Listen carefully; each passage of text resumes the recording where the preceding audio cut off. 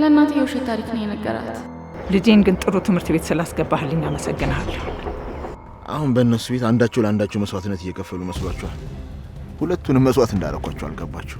ቆይ እዚህ ቤት ምን እያደረጋችሁ ነው ወንድሜ? የልዩ የቅርብ ጓደኛዋ እንድትሆኝ ይፈልጋሉ።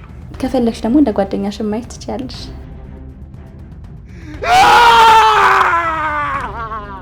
ድጋሚ ያስመረምራታል። የልጅን ደም እንዳፈሰስከው አትቀር ይላል።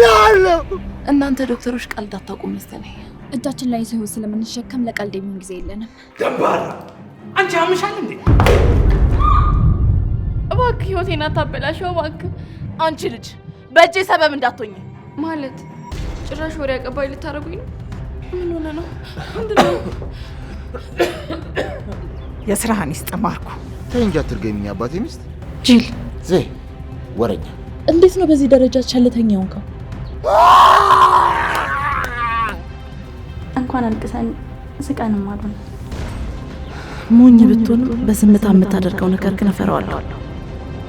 ባይሆን ግን ምርመራውን አንቺ ብታደርጊ መልካም ነው። የምን ምርመራ?